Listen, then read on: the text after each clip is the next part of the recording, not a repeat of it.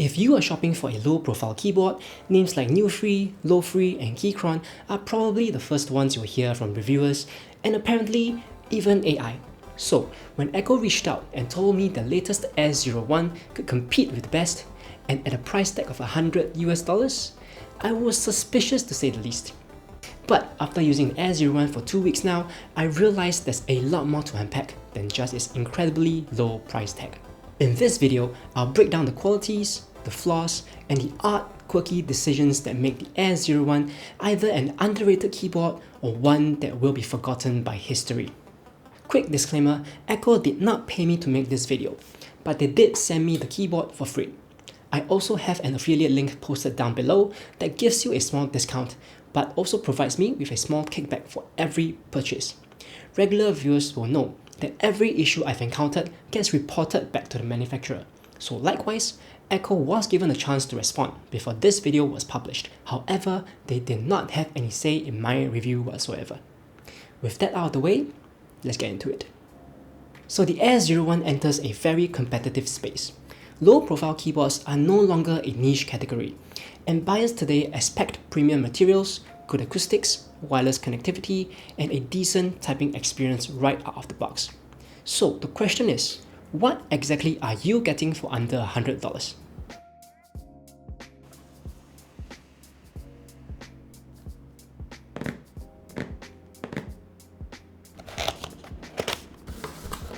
Right off the bat, open up and you will be greeted with a nicely wrapped and well-protected S01 keyboard. There's an accessories box which contains a keycap puller, a switch puller, extra keycaps for Windows layout, a USB-A to C cable, a USB-C adapter for those who use a Type-C port, and the 2.4 GHz dongle. There's also an interesting user guide, which we will get into later. For the first 500 orders, carbon fiber pattern sticky strips will be included with your purchase. So these are just for aesthetics, so please don't expect your case to magically become as tough as actual carbon fiber. Moving on to its specs, the S01 is firstly made up of a CNC aluminum chassis that comes either in anodized white or black. I got the black one as you can see. It supports 3 connection modes: 2.4 GHz wireless using an included dongle, wired mode, and Bluetooth connectivity for up to 3 devices. These modes can be switched easily using the physical toggles on the case. Switching between Mac and Windows layout can also be done using a toggle too. Battery-wise, it packs a 4500 mAh battery, which can be replaced, so the S01 is not QMK compatible, but uses a browser-based key customizer called Akko Cloud. The keyboard is hot swappable, and 4 switch variants are available for purchase at checkout. I've got the winter switches here, which has the lightest actuation force, despite being a tactile switch. It also has the longest travel at 1.6mm out of the 4 alongside the other drift tactile switch. No rattle or ticking, so great news that the bar is balanced well. But switches are surprisingly not lubed. So there are bits of leaf ping and a couple of switches here and there. Keycaps are made from PBT and die-subbed with a font that seems to mimic the Apple keyboard. But unlike Apple keyboards, the S01 comes with RGB lighting. They are per key addressable, but Akko Cloud does not allow you to add any other effects. There's also a diffused LED accent bar for indicating battery level, caps lock status, and Windows key lock status. The S01 has a 75% layout, which in my experience is the most popular layout amongst low-profile keyboard users. It offers just the right number of keys without being too bulky. Mac users may find it slightly unusual because of the additional column of keys on the right that are more commonly used by PC users. Internally, the S01 uses gasket mounts, and there are plenty of foams. Case foam, plate foam, and a PET sheet. This combination gives it a deep, funky typing sound. Take a listen.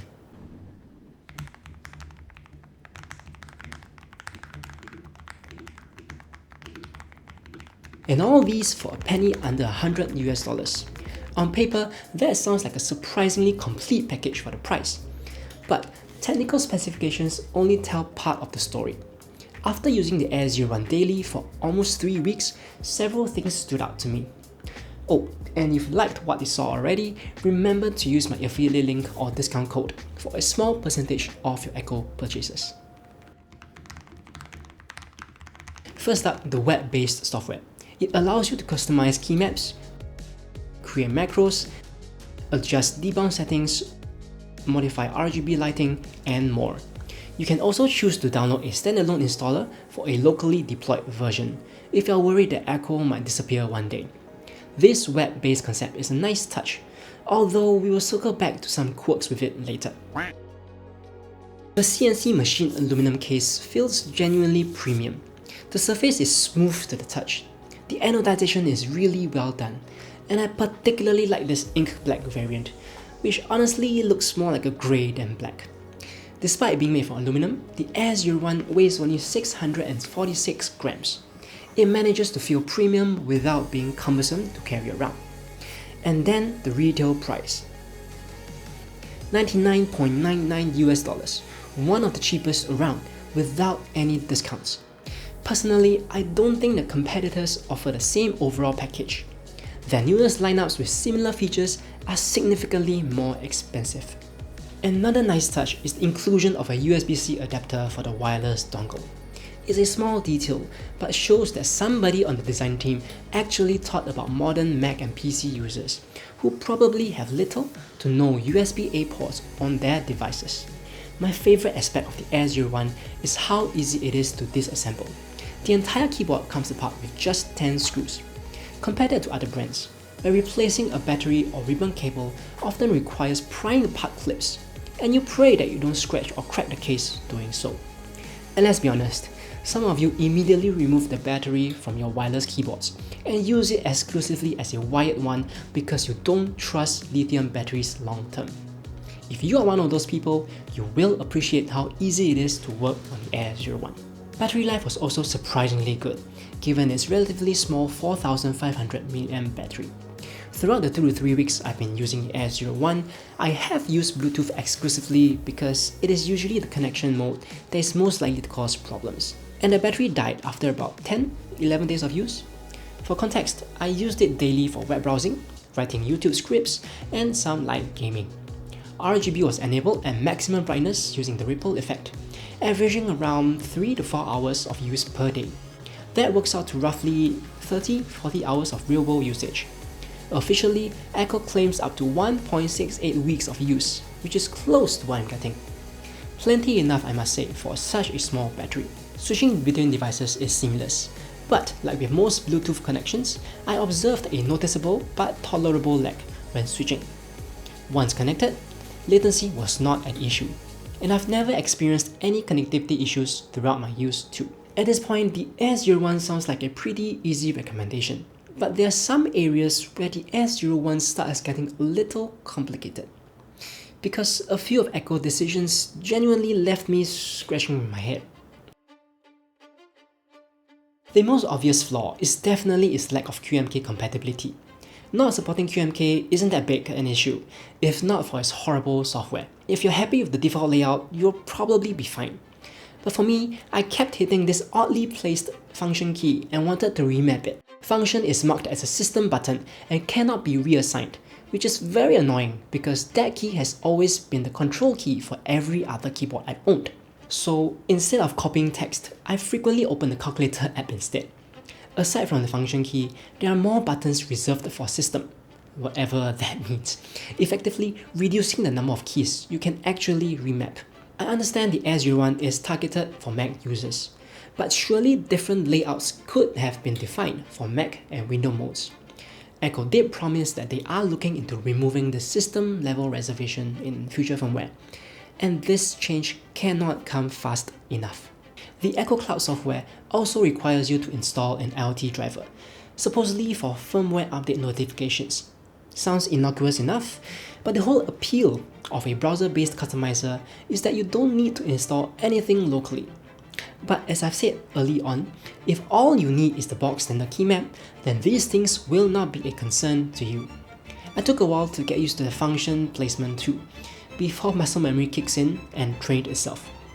Akko has also responded and said that they did hear feedback and will look into implementing firmware updates through the web app too. So in future, there will be no need to install anything extra. We'll just have to see if that comes true. On to the hardware, There's no physical compartment on the Air 01 to store the dongle. I nearly lost one recently, so I would have appreciated having a secure place to store it while commuting. Placement of the USB-C port is also less than ideal. Certain USB cables just cannot be used with the keyboard. For instance, if you use a limo cable like me, the keyboard will rock like a seesaw when you're typing. This issue becomes more noticeable because there are no adjustable feet. Had they been included, users could simply raise the keyboard just high enough for the cable to clear the desk. Instead, you are now limited in both cable choices and typing angle preference. I understand for an aluminum keyboard, it is indeed harder to have designed and built-in adjustable feet. And Akko have heard your feedback and are considering to include a set or two of acrylic feet as an accessory in future. You can purchase additional wrist rests from Akko to mitigate this if you so wish. But for now, the poor ergonomics might be a deal breaker for some. The Air 01 is gasket mounted, which sounds great on paper. However, low-profile keyboards have inherently thinner chassis, and the internal plate feels like it's made from either steel or aluminum. As a result, the typing experience isn't quite as soft or flexible as I initially expected. It might help a little if the middle plate was made from PC or PP, which is not only soft, but will also make the acoustics much deeper. Finally, while the switches are entirely not lubricated, I am surprised that only a couple exhibited leaf ping. I don't sense that much of a scratch, likely because of its already short travel. If you do want to lube it yourself, it is not particularly beginner friendly because low profile switches are already harder to disassemble than standard MX style switches. I even lost a spring doing so. Good news is that the Air 01 is also compatible with other Kailh low profile switches, so if it really bothers you, you have options still. So these are the issues I would consider genuine drawbacks. Depending on your priorities, some of them might even be deal breakers. But then, there are things that don't quite fit into either the pros or the cons category. They are not necessarily bad, they're just strange. You'll see what I mean. Keycaps are PBT die-subbed, which sounds great until you dive into Reddit, and some users report visible shine and surface wear developing anywhere between a month and a year of use. Akko clarified that they have improved their blend of PBT since then, so their latest ones should not suffer from these issues anymore. It was also today that I learned that the term PBT keycaps doesn't actually mean 100% made from PBT, but that the percentage of PBT may vary from one manufacturer to another. The lower the percentage of PBT, the easier it is to shine. But the higher the percentage, the more difficult it is to mold. With all that being said, will these keycaps hold up? Only time will tell.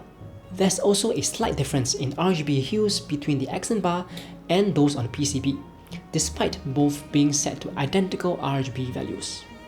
Weird. I also have a feeling that an engineer designed this keyboard. The barcode sticker stickers like a sore thumb on this clean grey aluminum. Akko should have just perhaps engraved it or just hide it away completely. Having a giant sticker is a questionable design choice. In addition, the underside has several raised sections that feels entirely driven by function rather than aesthetics. Thankfully, they don't protrude beyond the rubber feet. Like, why not just make everything flush? It seems to me that the overall design language seems a bit direct, too functional even. Need room for the daughter board? Extruder section. Need regulatory markings? Just put them wherever. Put a barcode even. Everything feels extremely practical and unapologetically functional. I personally don't mind because if a keyboard works, hey, it works. It is on the underside of the keyboard anyway and out of sight normally, so not a big deal. And of course, the elephant in the room, the RGB accent light that is strangely offset that tiny bit from the left corner. Definitely stands out, but yeah, another strange design choice. Oh, remember the user guide that I said was a little weird? Honestly, I'm not sure what happened here. It's very confusing in its formatting. Sentences run one after another, making it hard to read. Some languages are missing in certain sections, and there's a mix of traditional Chinese and simplified Chinese. Feels oddly chaotic.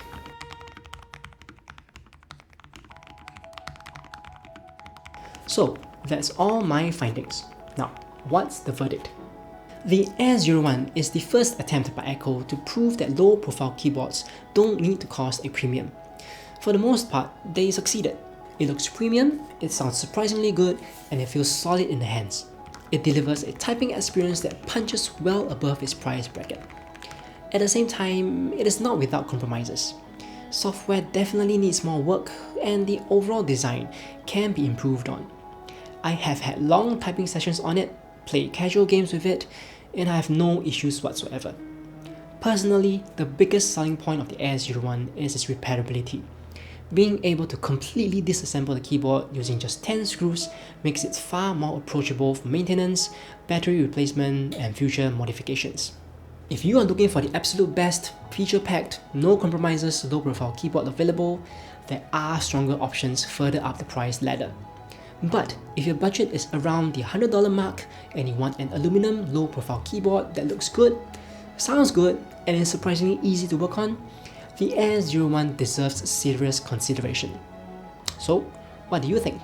Is the Air 01 an underrated budget contender, or is it a keyboard that is designed to be forgotten? Let me know down in the comments. Alright, I'm done. See ya.